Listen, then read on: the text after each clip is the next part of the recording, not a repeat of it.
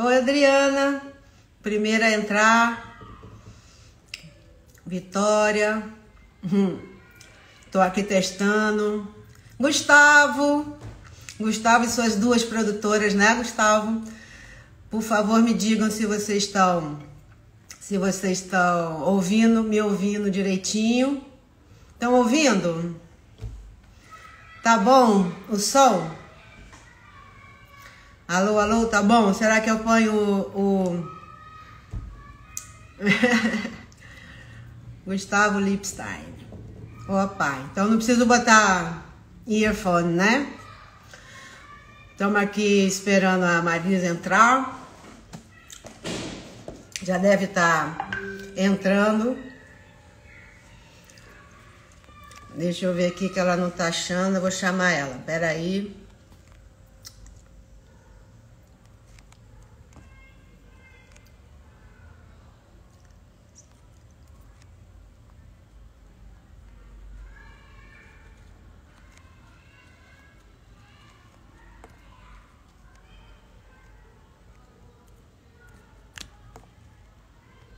Ué, por que que eu não consigo chamar a Marisa?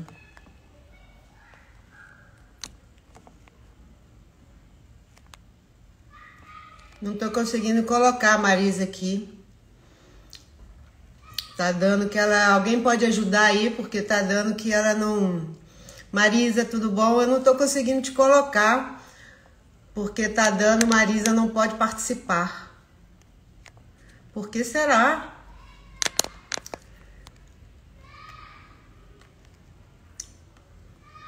Por que será que não pode participar?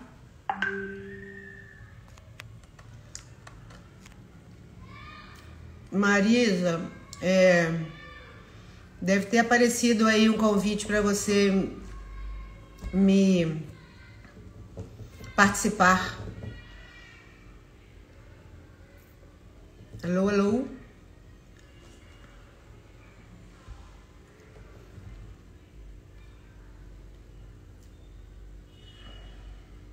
Estamos aqui aguardando Marisa Leão entrar aí,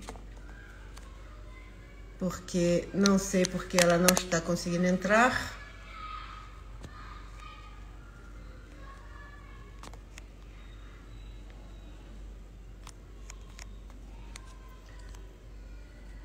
Marisa Leão aqui.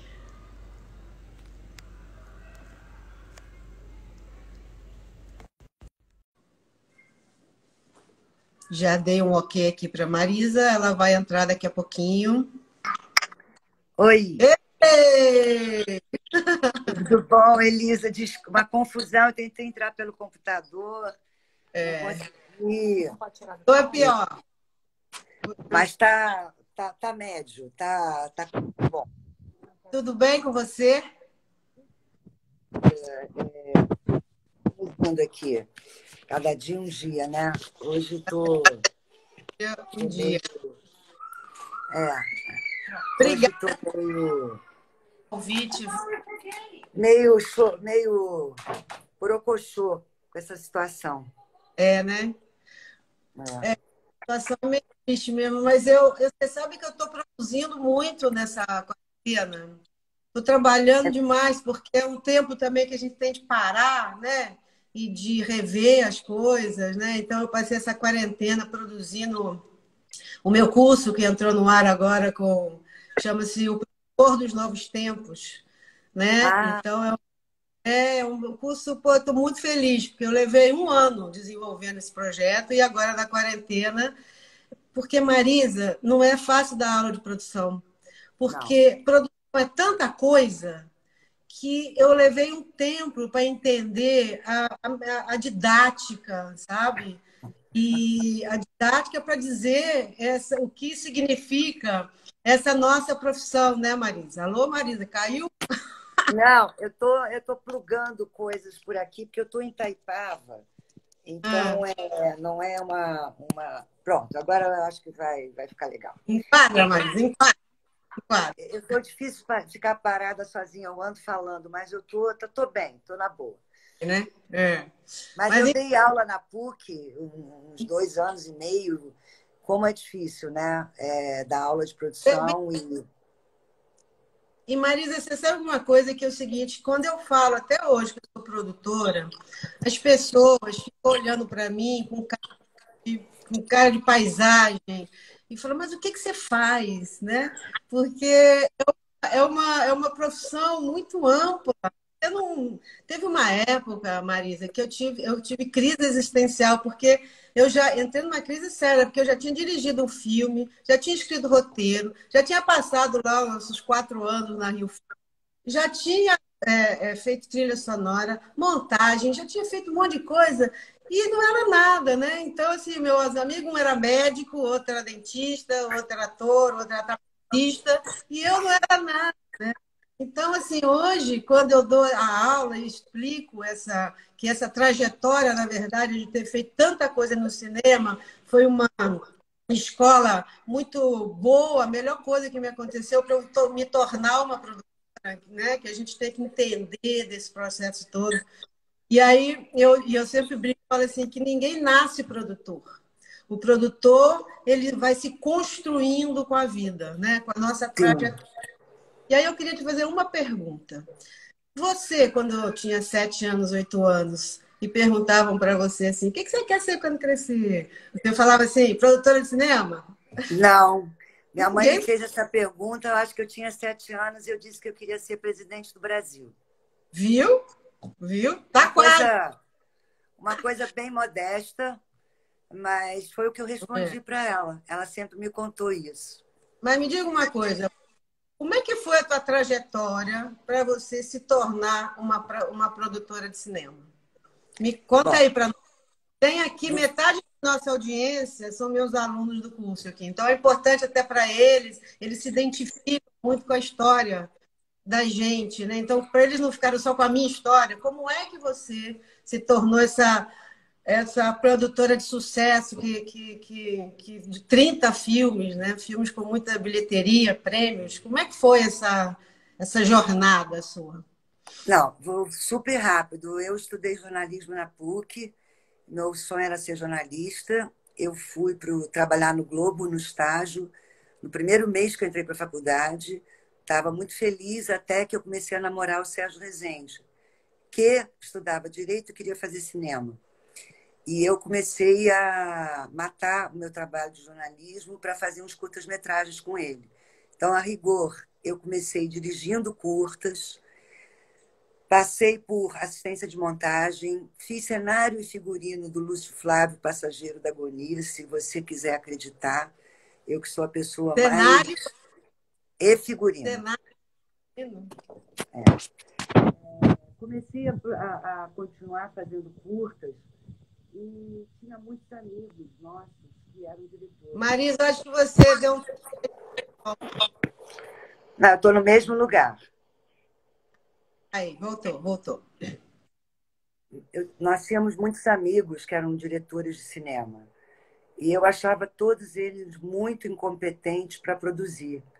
Eu achava que eles ficavam falando que iam conquistar o planeta, mas eles não tinham objetividade. E um dia eu fui na cozinha pegar uma cerveja para eles e para mim, e a luz da geladeira acendeu. Eu falei, eu vou fazer isso. Eu vou organizar essa galera. Mas, assim, eu descobri, Elisa, que produzir... Por que eu larguei a direção? Primeiro, que eu era uma péssima diretora. Segundo, porque eu Eu, não tinha paciência de ficar olhando detalhe. Se o cinto da atriz ou qualquer coisa, eu achava muito chato. Mas, principalmente, que eu descobri que produzia ser coautora. Então, a minha maior contribuição a qualquer projeto é estar na parte criativa, de roteiro, de escolha do elenco, de montagem, de finalização, de música. É estar ao lado do diretor, sabe? E eu me realizo plenamente nisso. Claro que tem meu lado objetivo de botar os Boeings em pé, né? Botar os Boeings para voar, né? financeiro. Financeiro, etc. e tal. Mas eu confesso para você que eu comecei numa época que era Embrafilme, depois peguei o início da lei do audiovisual, essa coisa, e aí peguei Ancine, que eu hoje não recomendaria a ninguém empreender nesse momento. Eu acho que empreender nesse momento é você lidar com tantas restrições que, digamos assim, eu estou meio down, para te falar a verdade, com essa nossa, como as coisas estão. Eu acho que em breve vai melhorar, mas hoje eu acho que a gente está enfrentando muitos tsunamis ao mesmo tempo. É verdade. Mas eu vou te dar uma fala aqui para te animar, para você não ficar down. Eu acho, Marisa, que o futuro, o audiovisual, ele é o futuro para nós. Não só para nós produtores, mas para toda a cadeia de profissionais que trabalham. Eu quando estava começando no cinema, né, teve aquela história do Collor, né? Eu estava recém entrando, tinha feito o primeiro filme, aí veio o Collor e pum, acabou. Com um negócio com uma canetada, você sabe muito bem o que foi aquilo para nós. E naquela época foi muito duro, porque a gente não tinha para onde escapar, né? A gente tinha uma fonte de recursos, um local que produzia, né, financeiramente o filme, ponto, acabou. Hoje, com todo o problema que a gente está tendo, que nem quero entrar nessa discussão política aqui, mas com todo o problema que a gente está tendo, não só no audiovisual, em qualquer área que eduque o ser humano, né? Então, você vai para o teatro, para o cinema, para show, para educação, para ciência, para tecnologia, qualquer área que tenha que dê alguma educação a alguém está com problemas hoje em dia. Mas trazendo para o nosso audiovisual hoje, o mundo é audiovisual. Então você tem sim essa parte complicada que é a parte do governo, se você olhar para o outro lado, toda essa coisa do streaming, da internet, do TikTok até o Netflix, do meu curso, para fazer o meu curso, eu empreguei gente. Né? Eu tenho uma equipe de 6 pessoas trabalhando comigo e quando eu gravo minhas coisas, eu tenho mais 6 pessoas, que é um câmera, maquiador, é o som, é não sei o quê. Isso também é um audiovisual. Um canal no YouTube é um audiovisual. O YouTube agora, ele mede, né? Ele tem as métricas dele. Então, para ele começar a te olhar com algum respeito, você tem que ter 1.000 seguidores e sei lá quantas mil horas de vídeos assistidos. Aí ele começa a monetizar. Isso significa, agora eles estão dizendo que vai ter uma terceira métrica, que é a qualidade do conteúdo e do vídeo que você está colocando lá. Isso é audiovisual também.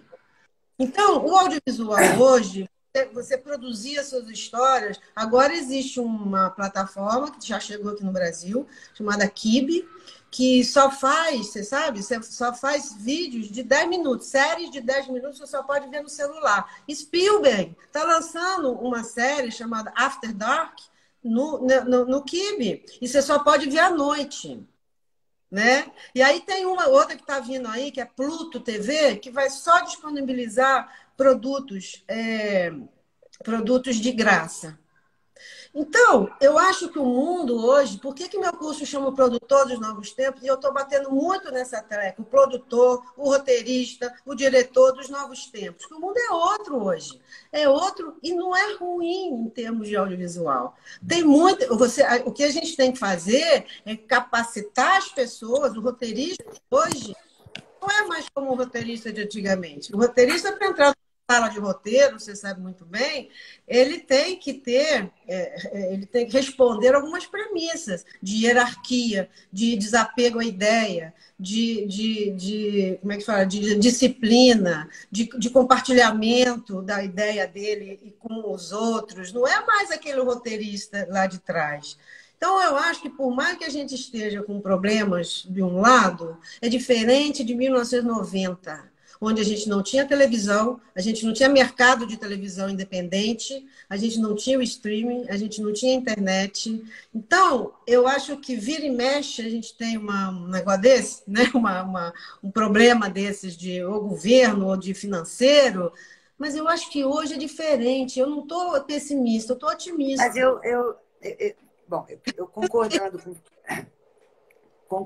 com você, eu acho que o grande desafio, e voltando ao que eu acho que é ser produtor, é a capacidade de criar e desenvolver conteúdos que tenham algum significado. O fato de que eu tenho milhões de janelas não quer dizer que eu esteja atraindo milhões de pessoas. Eu acho que a disputa pela atenção do público, do espectador, é a mesma, né? É a mesma de quando eu fiz O Homem da Capa Preta, que eu disputava a sala de cinema com Rambo. Eu hoje vou fazer uma série e eu vou disputar a atenção do público também com as séries estrangeiras e interplanetárias e de milhões de dólares.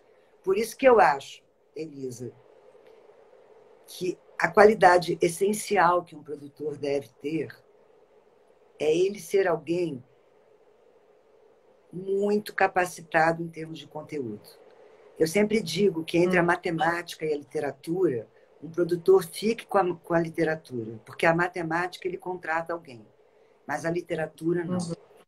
Eu acho que o que distingue... Né? Hein? É o repertório artístico. O repertório artístico dele. Hoje, eu anotei aqui uma coisa que você falou, que eu vou, com a sua permissão, começar a usar, que produzir é ser coautora. É ser coautor. As pessoas não entendem o que é um produtor. Eles acham que produtor ainda é aquele cara que carrega as caixas da Coca-Cola, entendeu? O produtor hoje ele tem que ser altamente capacitado para poder fazer frente. Mas eu continuo insistindo que, assim, eu acho que tudo começa no desenvolvimento de uma ideia. Por que fazer esta ideia, não fazer aquela? Por que levar adiante o projeto X e não o Y? E todas as demandas dos seus 10, 15 tratamentos de roteiros e de definições.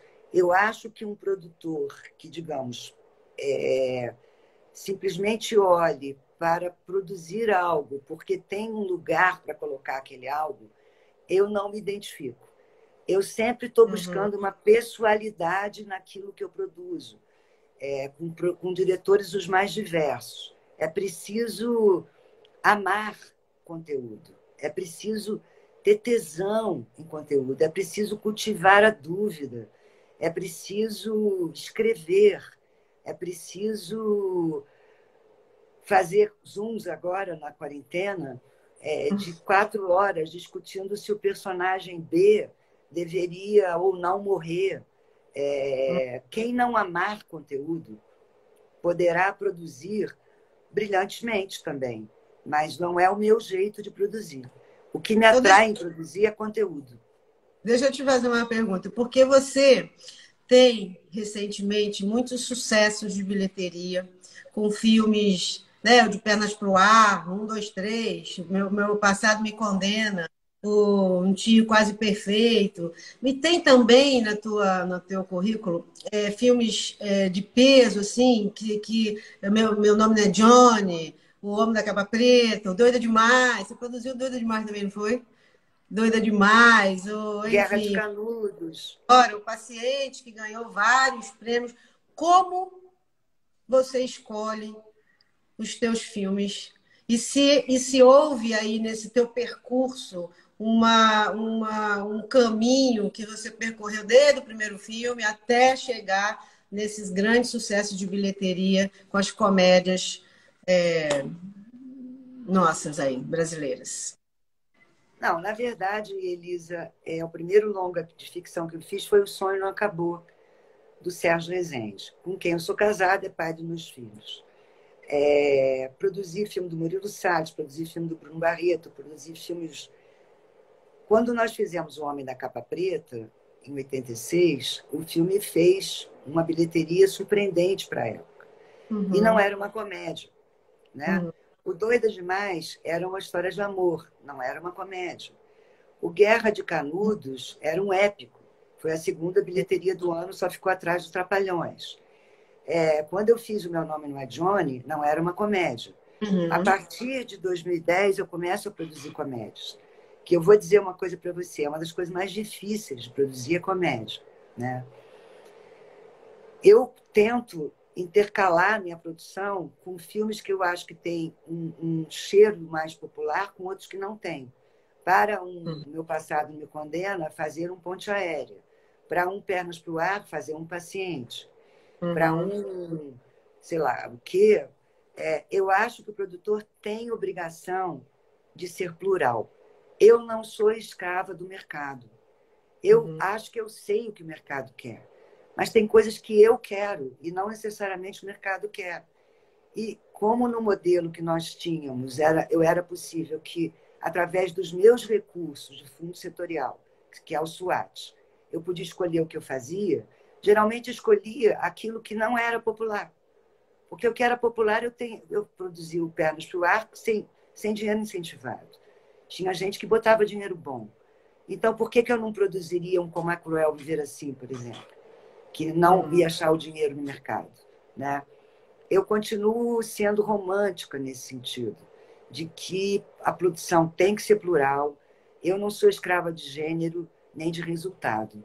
Às vezes, um filme pequeno me dá mais alegria do que um resultado comercial. É claro que o resultado comercial eu busco também, mas eu não sou monogâmica, não. Sou bem não monogâmica nesse sentido. Entendi. É a questão do sucesso, né, Marisa? O que é o sucesso para a gente, né?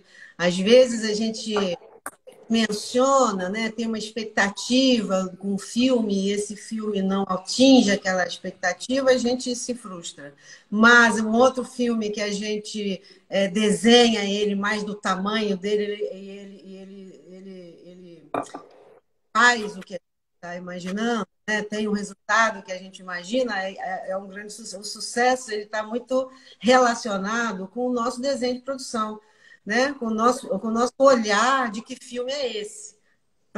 Se a gente dimensiona errado, provavelmente a gente vai ter uma bela decepção. Aconteceu comigo, não sei se aconteceu com você, mas eu aprendi a dimensionar apanhando. Eu aprendi a dimensionar um filme levando na cabeça.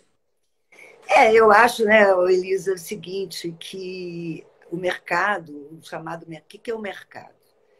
É você tentar dizer isso aqui é mais popular do que aquilo, né? Isso aqui parece que vai ter uma adesão maior do que aquilo outro, né? E como você mesmo disse, nem sempre você acerta, né?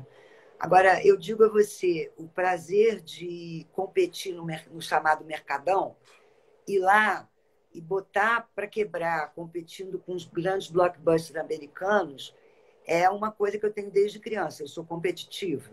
Agora, o prazer de muitas vezes fazer uma coisa pequena. E com o streaming, você vê que muitos filmes que tiveram resultado pequeno na bilheteria têm uma longa vida em outras plataformas. Esse também é um presente que você se dá e que você dá. Pronto. O Ponte Aérea é um caso típico disso, o Paciente é um caso típico disso. Talvez o mercado de sala esteja cada vez mais brutalmente concentrado em quase que dois tipos de produto, né? Os grandes produções americanas e, digamos, no caso que o Brasil encontrou, assim como a França encontrou e a Espanha, esse lugar das comédias. Mas devemos nós ser escravos disso? Eu acho que não. Eu acho que pós-pandemia, mercado de sala, ele vai mudar completamente. Eu acho que eu não saberia dizer para você que projeto que eu lanço em 2021 que eu tenho convicção que vai ter adesão. As pessoas dizem, ninguém vai querer ver nada muito dramático. Opa, tenho dúvida. Tenho dúvida. Eu tenho dúvida se as pessoas não quererão, por exemplo, ver alguma coisa dramática. Tenho muita dúvida. Você veja o Boca a Boca, a série dos Gulani, que eu vi outro dia inteirinho, assim, numa tacada, porque nessa quarentena eu vi as 15 temporadas do Grey's Anatomy. Cada temporada tem 25 episódios. Então, hoje, eu vejo uma série de 8, assim, ó, 2 minutos eu vejo aquela série de 8. Mas a série está fazendo um super sucesso, é Netflix, super sucesso aqui e lá fora.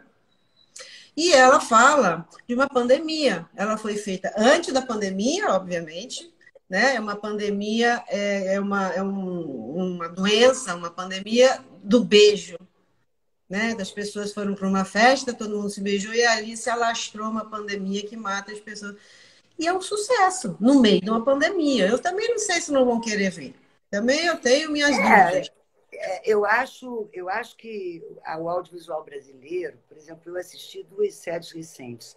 I May Destroy You, que é uma série impressionante, e assisti o Normal People, que é uma história de amor, derivada de um livro de muito sucesso. Ambas são séries pesadas. Normal People eu chorava quando eu estava assistindo. Eu acho que a sensibilidade de cada um de nós, ela pode variar de gênero. Eu, por exemplo, tenho horror de filme de terror. As coisas de terror eu não assisto. Eu tenho medo desde criança. Então, eu estou fora, eu não sou público para isso. Mas a gente tem que manter a pluralidade. O audiovisual brasileiro não pode ser escravo de um gênero. O audiovisual Uhum. brasileiro não pode ser colocado numa caixinha que é aqui que a gente tem que todo mundo tentar funcionar. Ao contrário, eu acho que a gente tem que ser plural. O Boca a Boca que você citou, por exemplo, Coisa Mais Linda, que também o Netflix lançou agora, que é uma série de época, falando de uma questão feminina, feminista. Tudo se encontra também com desejos, né?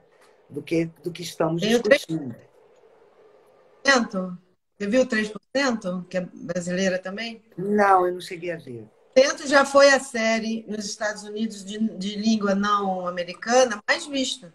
E Sim. fala futuro distópico, sabe? É Aham. bem. E a terceira temporada agora e acabou, só vão ter 3 Sim, temporadas.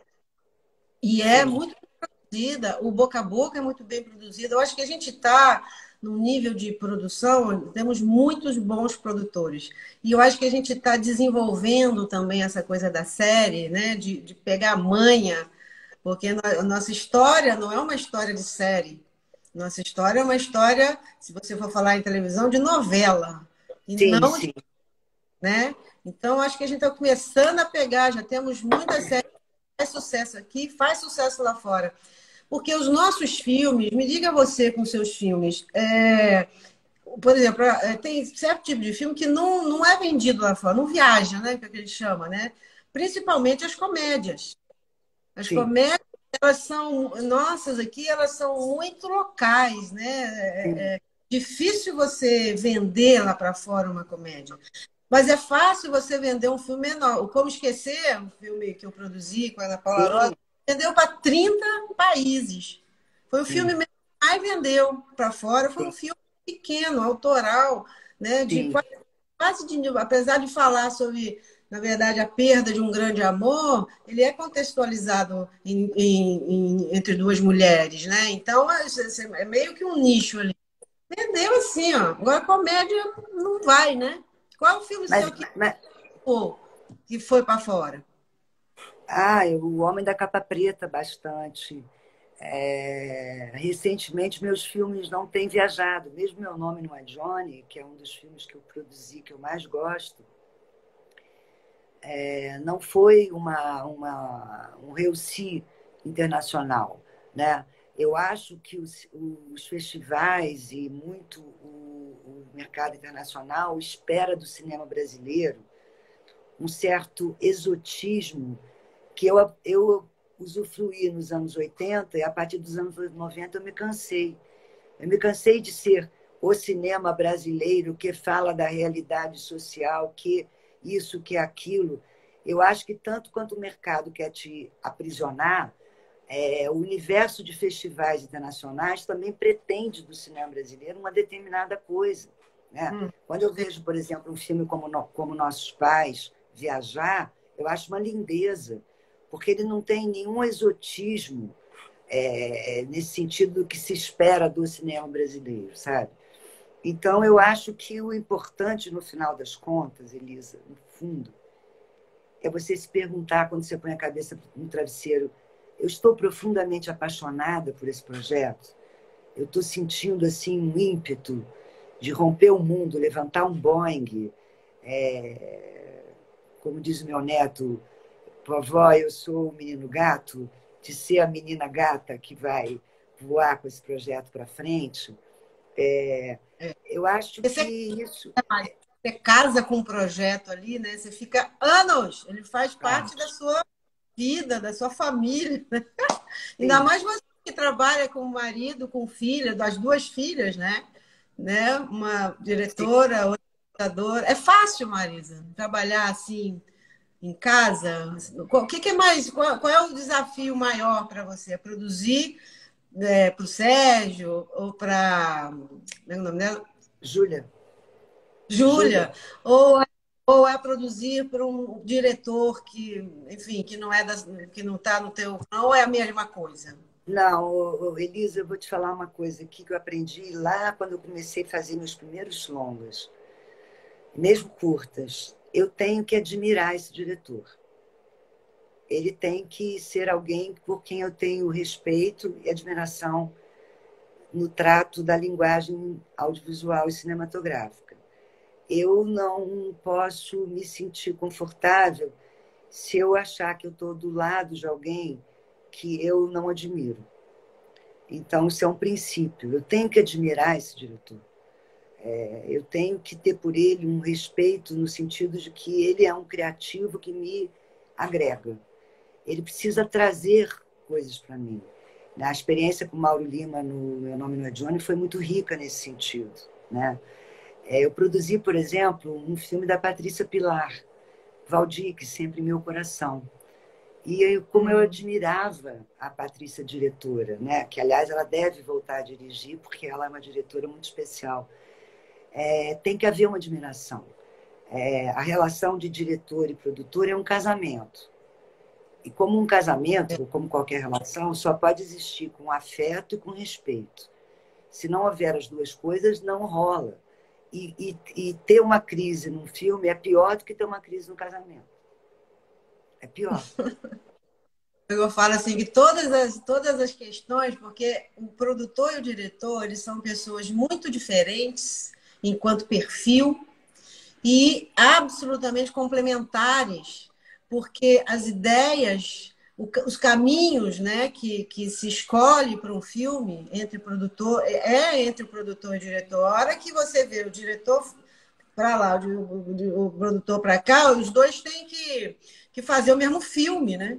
E Os nesse dois produtores sentido, né, e nesse na mesma. sentido, né, e nesse sentido a diversidade e a pluralidade de temas e de gêneros é uma coisa que me interessa muito, sabe? Eu acho que a gente tem que acolher o talento que traz uma ideia, estar ao lado desse talento que traz uma ideia, porque também somos um talento, também somos coautoras, mas assim também temos que reconhecer uma coisa, Elisa, assim, eu vou negar um pouco essa expressão. Às vezes a gente acerta, a gente às vezes erra. Eu não gosto dessa expressão. Eu acho que às vezes a gente não é competente e às vezes a gente é competente.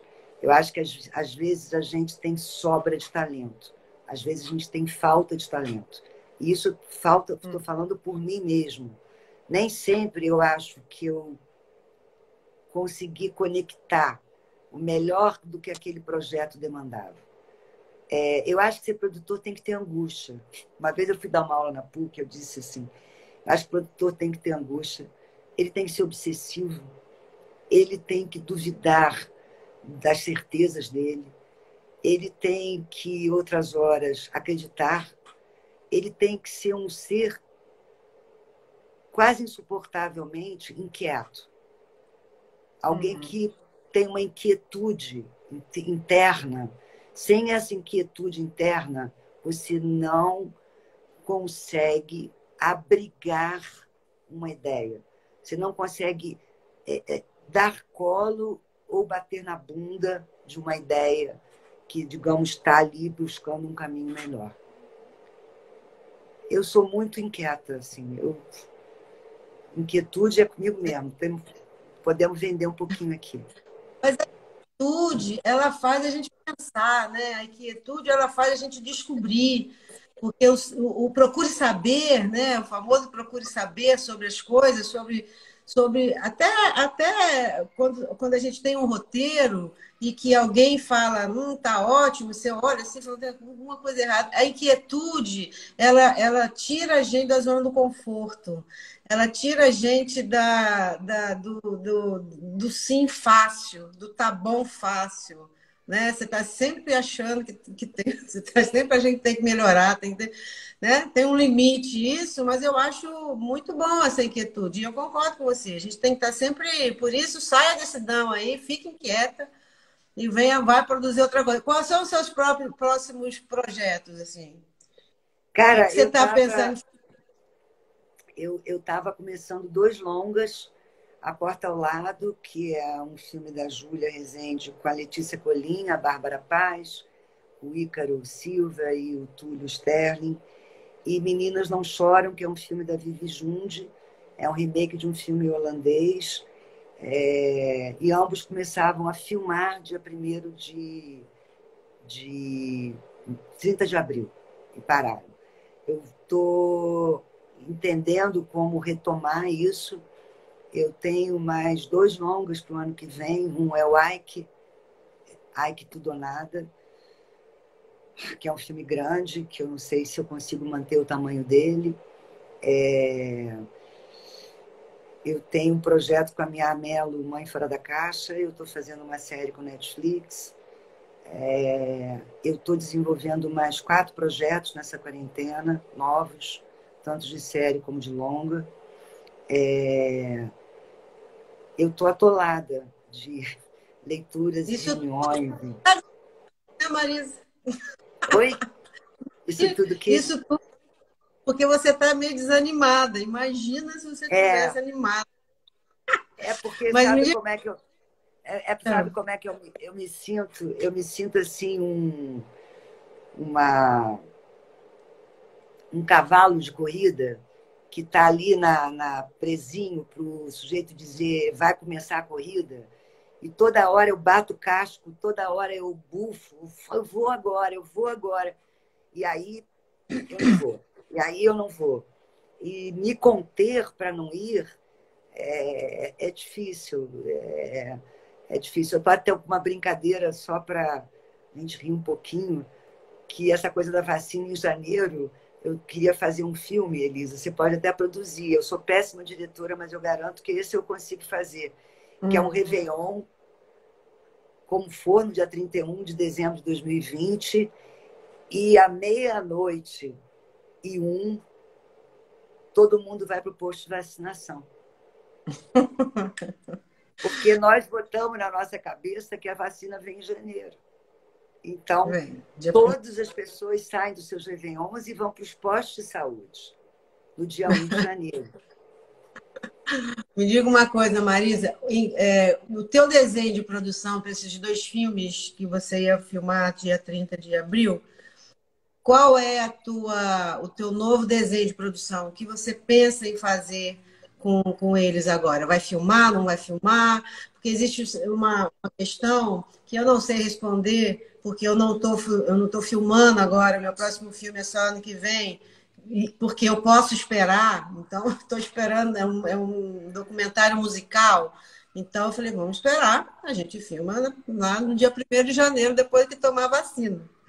Mas para você que está agora aqui, como é que você está redesenhando esses 2 filmes em função dessa pandemia? A Porta ao Lado é um filme que eu quero filmar em 2020. Estou organizando para filmar em novembro, dezembro.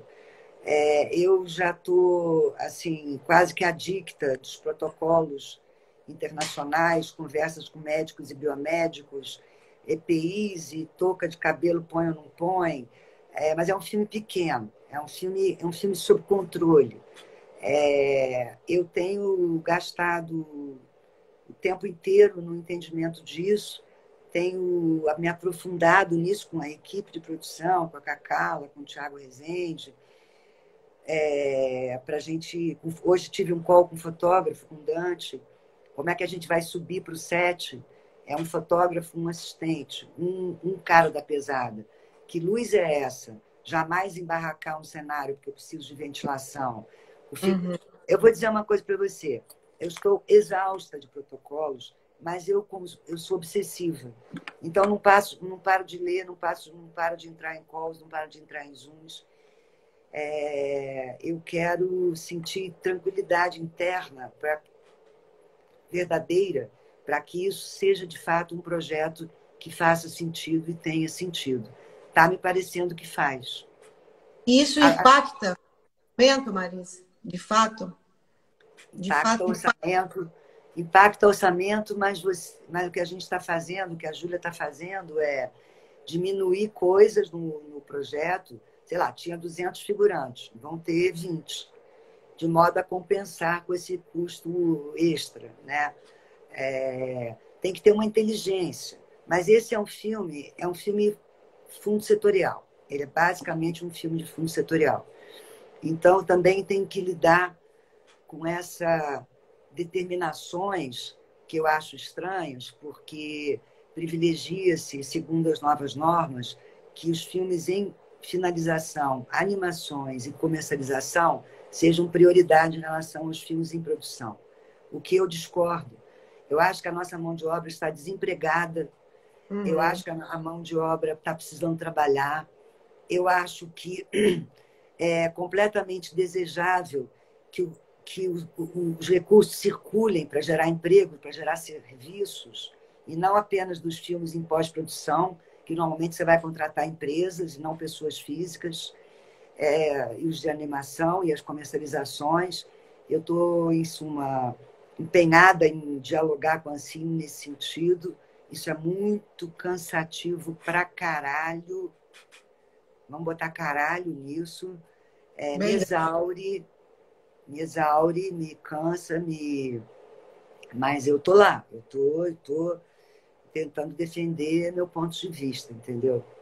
Porque além de produzir, né, Elisa, eu também fui inoculada com essa veia de uma geração que me antecede do cinema novo, pelo fazer política do setor, né? Eu não entendo o audiovisual como algo que hoje você tem um modelo e vai surgir um modelo novo, se não houver a comunhão de centenas de jovens cineastas, centenas de jovens produtores em torno de uma formulação política.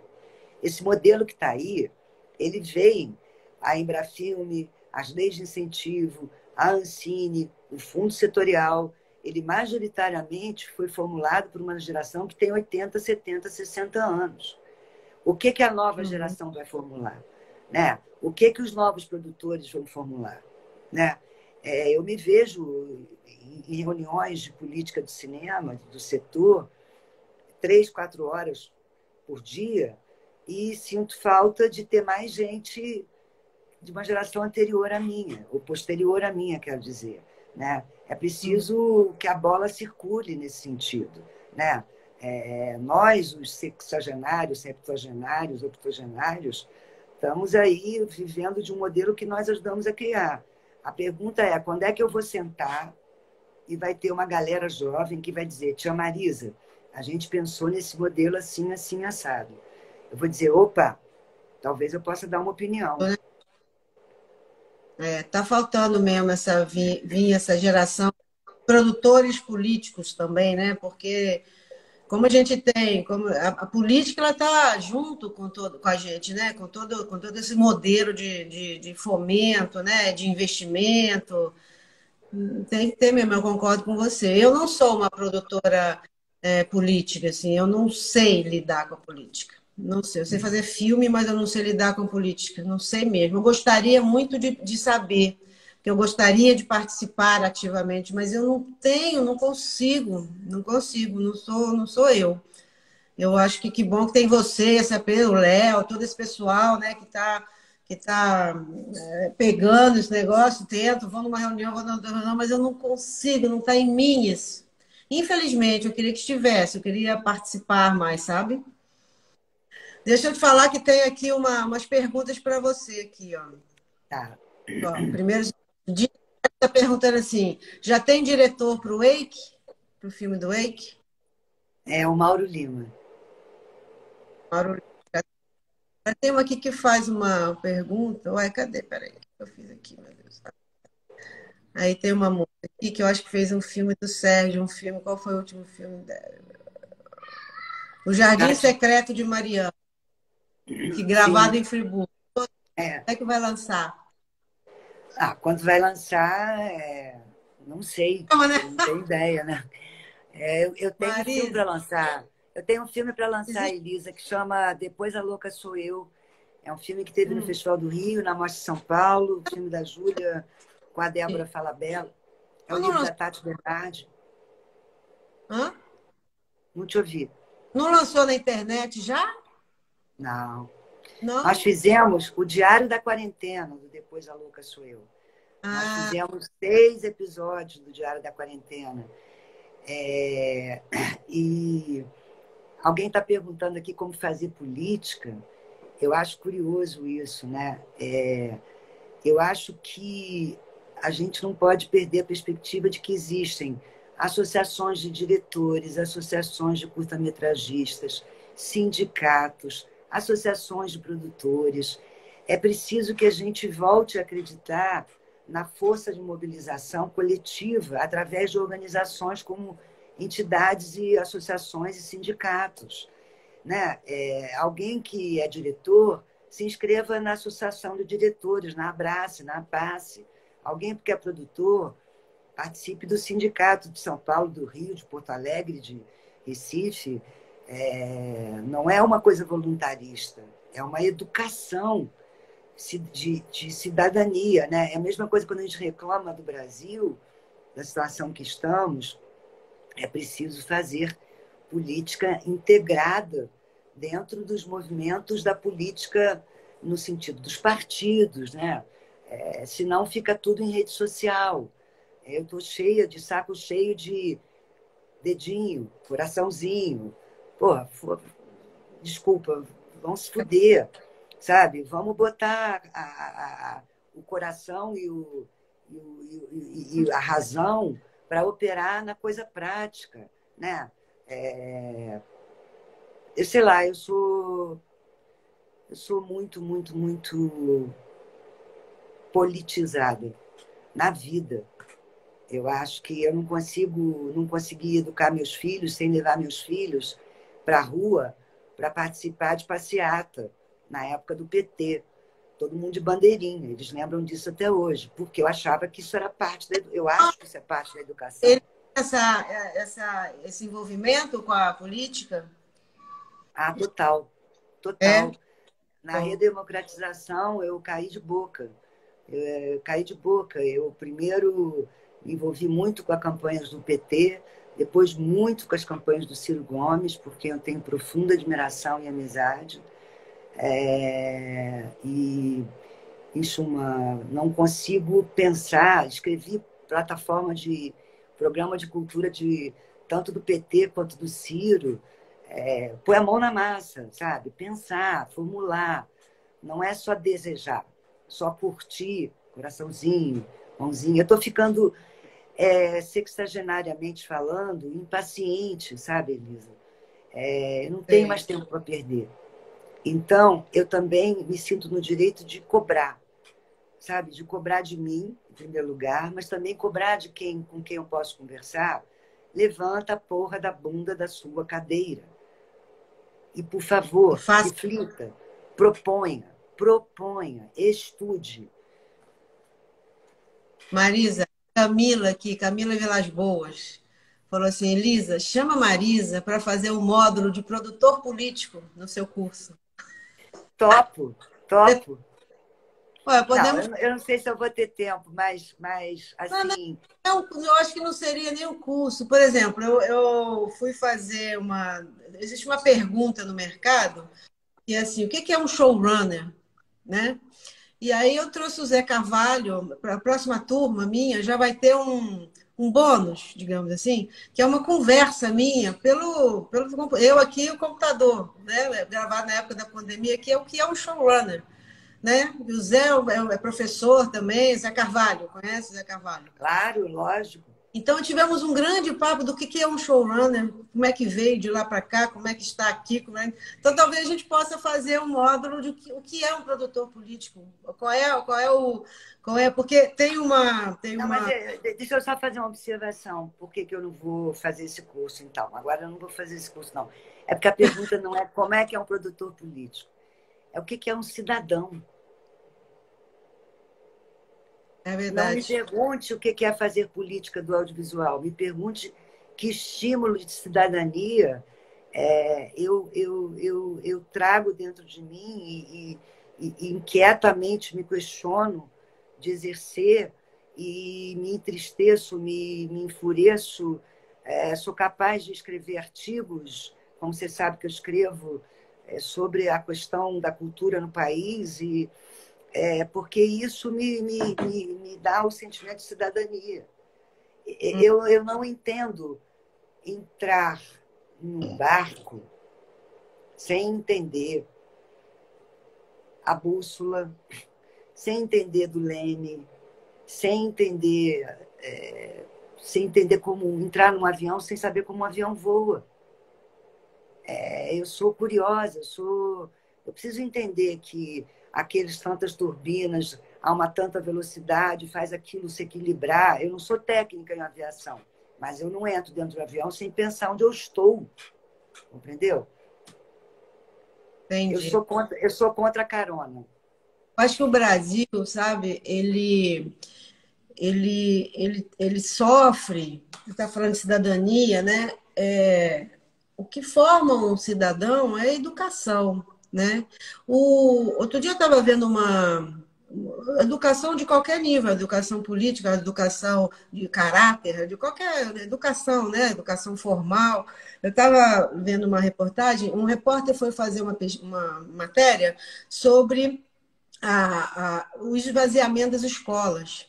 Então, ele foi atrás de uns meninos de 13 a 15, 16 anos, né, que saíram da escola, evasão escolar, tipo, saíram da escola. E o que eles diziam, os meninos diziam, 99%, era que o estudo não dava nada para eles. Eles preferiam jogar bolinha no sinal, porque dava ali o dinheiro, do que ficar dentro da escola perdendo tempo estudando. Essa era a resposta. Ele não se tem dentro de casa ali, isso vem de geração para geração, uma educação de que a educação é fundamental, porque ele vai ter hora que ele vai parar de jogar aquela bolinha e ele pode, estudando, ter um futuro, ter, né? Não tem essa educação. Ainda mais um governo agora, então, que está dilapidando tudo. Acho que a educação, essa coisa do coraçãozinho, do não sei o quê, de ninguém falar, mas ninguém fala mais com ninguém. Hoje em dia, o nego manda áudio, ninguém liga. Então, você não tem o Mas, diálogo, está ô, perdendo. Elisa, a minha outra frase é o seguinte: não queira me vender uma ideia como um Twitter. Uma ideia o quê? Não Como quero o um quê? Twitter. Uma ideia por Twitter. Uhum. Não me venda uma ideia por Twitter. O Twitter, ele é meramente, é quase que um sopro de nada. Eu preciso que alguém desenvolva a porra de uma ideia, que alguém desenvolva a porra de um desejo, alguém que se coloque diante de uma ideia que ainda pode estar embaçada, ainda pode estar não desenhada, mas que nessa ideia tenha pessoalidade.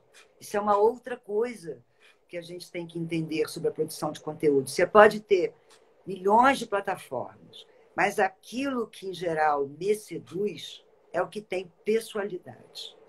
Eu acho que um Uhum. diretor que tem pessoalidade, que tem uma assinatura, seja ela qual Uma for, visão de mundo própria.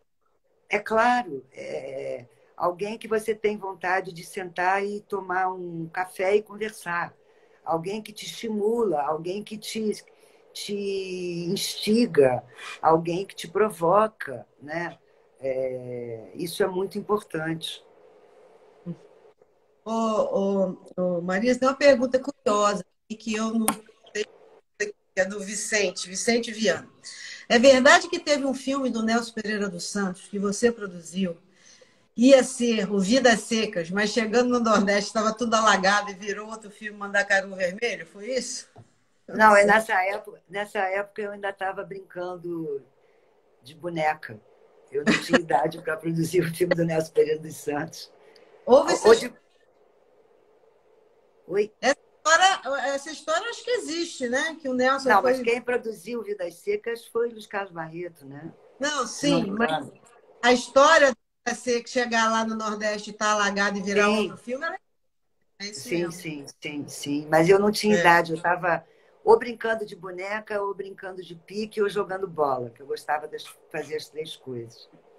Bons tempos. Queimada, tinha queimada. Era campeã de queimada. Muito boa, Queimada era os adorava. É. Bom, Marisa, está acabando nosso tempo. Daqui a pouquinho o Instagram vai tirar a gente do ar, porque só pode ir durante uma hora. Adorei esse papo aqui. Eu acho que a gente está vivendo um, um momento muito esquisito, não só na área do audiovisual. Essa pandemia está fazendo com que as coisas, que a gente mude. Enfim, eu estou vendo o mundo de outra forma agora, assim, né? Eu acho que eu não tenho essa fala de que o ser humano vai mudar depois da pandemia. Eu não acredito nisso, que vai mudar alguma coisa, que ele vai ficar mais humano. Não acredito mesmo. Eu tenho uma descrença sobre que isso possa mudar o ser humano, esses seres humanos que estão aí, porque a gente está vendo os seres humanos como é que são. Eu estou meio decepcionada um pouco assim com esse ser humano, esse ser humano que a gente começou a ver em larga escala, sabe? Mas se você tivesse que falar com alguém que está começando agora, dá uma dica. O que você acha que... Eu sempre falo assim no final dos meus cursos, né, das aulas, né? Uma coisa bacana, assim, sabe? Para o cara que está começando agora, tem vários alunos, tem vários que eu estou conhecendo aqui. Ó, o Guga Lips. O Guga Lips com as duas produtoras dele aqui, né? Fez um... Guga queridésimo, fez o Paciente, fez depois A Louca Sou Eu e está fazendo agora essa série da Netflix também. Exatamente. Queridésimo, Guga. É. O que eu diria, Elisa, é o seguinte.